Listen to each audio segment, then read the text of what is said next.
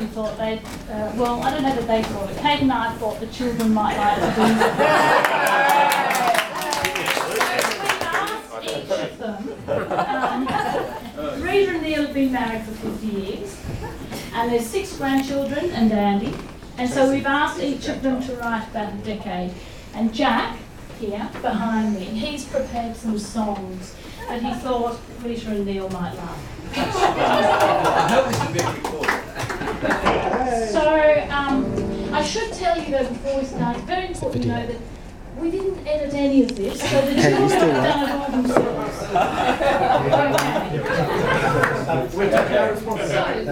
Someone said, if you remember the 60s, you weren't there. So first up we have Henry to come and tell you about the 1960s.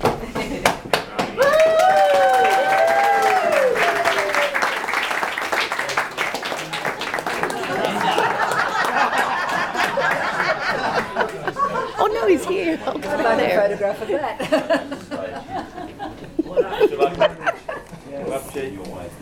I'm Henry Folding, the oldest grandson and Louise's first daughter.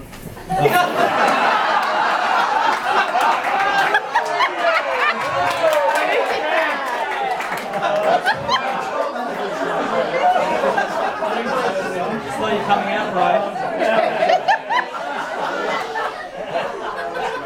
Come on. And a comedian, Rita. Rita and Neil have many grandchildren, and today we're all going to tell you a little bit about them in celebration of their 50th wedding anniversary.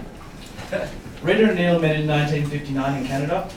Neil was teaching in Vancouver, in British Columbia, whilst Rita was travelling through British Columbia. Rita said that they met at a party, and her first impression of Neil was that he had lovely blue eyes. Come on. You've read now.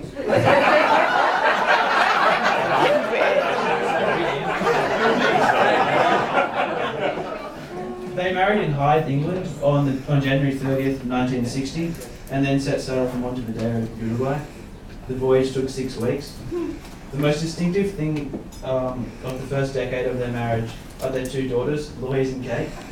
Louise, my mum, was born in Uruguay in 1961. In 1962, Rita and Neil left Uruguay and went on quite an adventure home.